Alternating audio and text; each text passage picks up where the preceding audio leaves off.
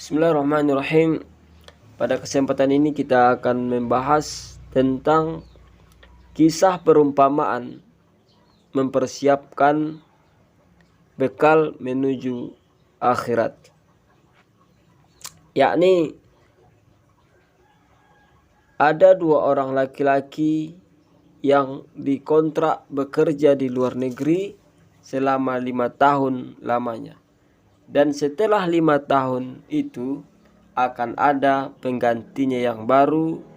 Begitulah yang dikatakan oleh perusahaan tersebut. Singkat cerita, mereka bekerja dengan rajin dan baik dan disiplin. Singkat cerita, ketika mereka gajian, maka si A ketika menerima gaji tersebut, ia mendapatkan uangnya, lalu ia berpoya-poya, boros, dan bersenang-senang belaka. Begitulah pekerjaannya setiap dapat uang gajinya, sehingga uang gajinya habis tak menentu begitu saja.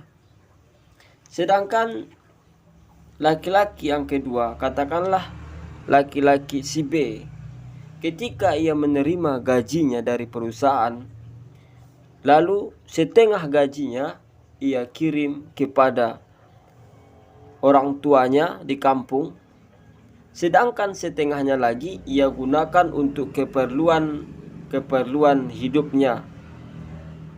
Begitulah yang ia lakukan setiap gajian ia terima. Lalu singkat cerita, tatkala sudah sampai 5 tahun kurang 1 minggu, sang ibu si B, yakni yang membagi uangnya tadi setengah ke kampungnya, lalu ibunya si B itu menelepon. Apa kata ibunya? Wahai anakku, pulanglah. Uang yang kamu kasih kepada ibu selama ini sudah ibu belikan kebun, sudah ibu belikan rumah, sudah ibu belikan mobil, sudah ibu belikan sawah, dan lain-lain sebagainya. Apakah jawaban daripada laki-laki si B tadi?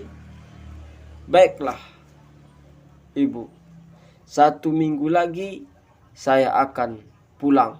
Jawabannya dengan gembira dan sangat gembira, karena ingin bertemu orang tuanya, dan kejutan yang sangat luar biasa.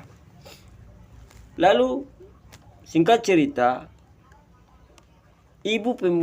katakanlah ibu pemuda si A yang boros tadi